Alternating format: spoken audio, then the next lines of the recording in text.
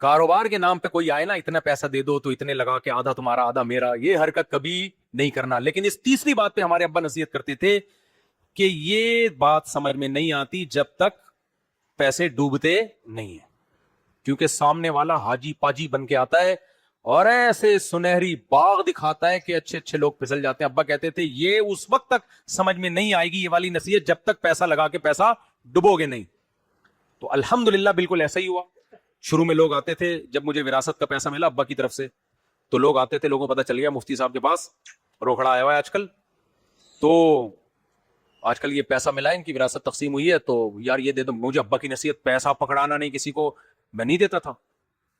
ایک دن پھر یہی ہوا کہ ایک صاحب نے ایسے سنہری باغ دکھائے, میں نے کہا یار یہ تو دینا چاہیے, بنتا ہے, دے دیے. دوسرا آیا اس سے زیادہ باغ دکھائے, دے دیے. تیسرے نے اس سے زیادہ سنہری باغ.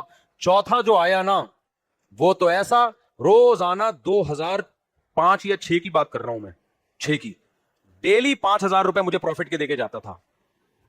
اس وقت ڈیلی 5,000 کا مطلب پتہ ہے 9,000 روپے تولا تھا سونا, اور ڈیلی میرا پروفٹ بزنس سے کتنا ہو رہا تھا جو میں نے انویسٹمنٹ کی تھی. اور بزنس کیا چل رہا ہے, سبزی منڈی سے مال اٹھایا جا رہا ہے میرے پیسوں سے, آم اٹھائے جا رہے ہیں اور کیلے اٹھائے جا رہے ہیں, ادھر گودام میرا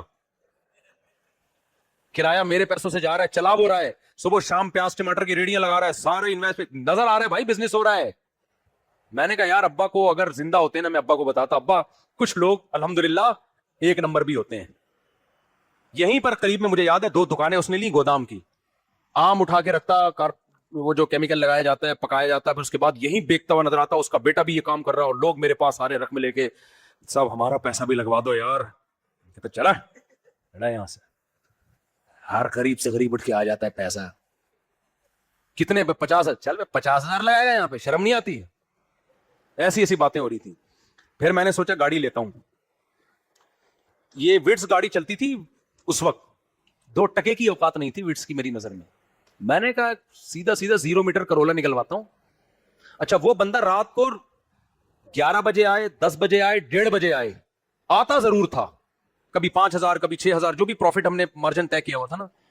میں نے کہا یار صبح دے دیتے, کہہ رہے بھائی کسی کا پیسہ میری جیب میں, میرے کو تو نیند نہیں آتی, اتنا نیک. مفتی صاحب پھر کہتا تھا میں سید ہوں.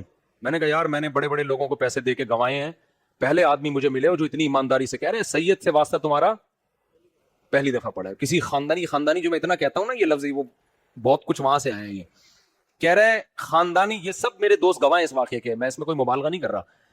کہتے تھے مصعب خاندانی آدمی سے تمہارا واسطہ پہلی دفعہ پڑا ہے.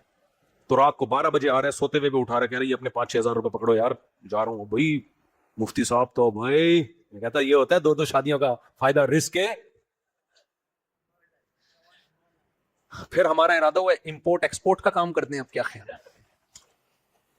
میں نے حج کے لیے بھی پیسے نکال کے رکھ لیے, اور بھائی ٹونی چینج ہو گئی, اللہ معاف فرمائے. خیر مجھے اللہ الحمدللہ, یہ تو میں مذاق کر رہا ہوں, مجھے اس کبھی مجھے پتا تھا دنیا مسافر خانہ ہے. خیر لیکن بھائی خوشی تو ہوتی ہے نا, اتنے فری پھوکڑ کے پیسے آ رہے ہیں. اب کیا ہوا جی, ایک دن وہ آیا, میرے حج کے پیسے رکھے ہوئے تو اس کو پتا ہے کہ میں حج کے لیے درخواست دینے والا ہوں. اس نے کہا یار مسئلہ یہ ہے کہ وہ میں نے وہاں منڈی سے مال اتر رہا ہے, تو کل میں نے کچھ بڑی پیمنٹ کرنی ہے, وہ مجھے دے دیں آپ حج کے پیسے. تو کل پھر منڈی ہی آ کے, آپ مدرسے تو آتے ہو جامع رشید, منڈی آ کے مجھ سے وہیں کیش لے لینا. میں نے کہا یار یہ حج کا پیسہ ہے میرے بھائی. کہہ رہا ہے یار کیا ہم مسلمان نہیں ہیں, وہ بھی اس کا بیٹا بھی, کم بخت دونوں ملے ہوئے تھے.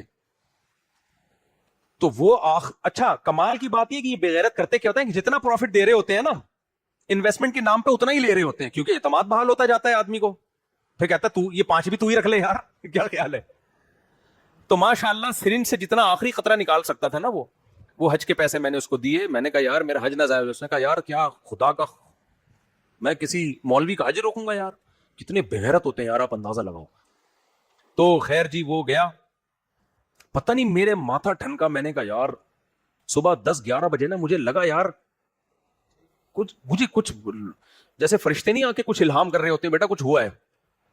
میں گیا اس کے گھر, حالانکہ کبھی نہیں اس طرح میں گیا. گھر کے باہر لگا ہوا ہے تالا. مجھے لگا یار اللہ خیر کرے, ابا بار بار بولتے تھے بیٹا کسی کو پیسہ نہیں دینا. میں نے اپنے نفس میں تسلی دی, میں نے کہا یار, میں نے کہا ہو جاتا ہے کبھی انسان مارکیٹ میں یوں بھی ہو جاتا ہے, وہ بھی ہو جاتا ہے. اس نے بولا تھا سبزی منڈی جا رہا ہوں. اگلے دن پھر میں اس کے گھر گیا, تالا. میں نے کہا وہ سبزی منڈی گیا ہوا ہوگا نا وہ جس نے کہا تھا وہاں مال اتر رہا ہے, پھر تالا. فون کر رہا ہوں, فون کوئی نہیں اٹھا رہا. میں نے اس کے محلے والے سے پوچھا, محلے والے کہہ رہے ہیں میرے سے 50 روپے لیے اس نے رات کو, وہ کہہ رہے میرے سے 500 روپے لیے ہیں. راشن والا کہہ رہا ہے یہ مجھ سے ہر مہینے راشن لے کے مہینے کے اینڈ میں دیتا تھا, اس دفعہ اس نے 2 گاڑیاں راشن کی بھری ہیں. یعنی محلے میں جس سے 500 نکلوا سکتا تھا اس سے 500 نکلوائے, جس سے 50,000 نکلوا سکتا تھا اس سے 50,000, جس سے 5 لاکھ اس سے 5 لاکھ. سب کو خالی کرنے کے بعد پھر وہ جو گودام تھے نا میرے, وہاں سے آم بھی سارے نکالے کمبخت نے. وہ پتہ نہیں کہاں لے کر گیا ہے, وہ کون سی مارکیٹ میں بیچے.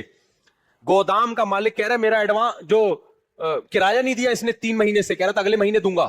وہ کرایہ بھی گیا. جس کو نچوڑ سکتا تھا وہ دن 2006 سے لے کے آج 2026 ہے, 20 سال سے مجھے اس کی کوئی رپورٹ نہیں. اور اب اگر سامنے آ بھی جائے تو میں تو پہچاننے سے انکار کر دوں گا.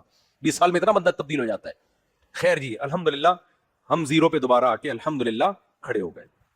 اچھا, لیکن اللہ کا بڑا فضل ہے, میں ٹینشن یہ ڈپریشن میں نہیں گیا. کیوں؟ ہمارے حضرت کی تعلیمات. میں جب گھر آیا ہوں نا, تھوڑا سی ٹینشن تو ہوئی ہے, تلاش کیا نہیں مل رہا مجھے, اب یقین ہو گیا بھائی گیا خاص. پھر لوگوں نے بتایا بھی یہ تو اس کا تو کام ہی یہی ہے, پہلے لالو کھیت میں رہتا تھا, وہاں لوگوں کو لوٹ کے گیا, اب ہر محلے میں کرائے پہ رہتا ہے, یہ اس کا طریقہ یہ ہے, اور کرایہ دیے بغیر وہاں سے لوگوں کو لوٹ کے بھاگ جاتا ہے.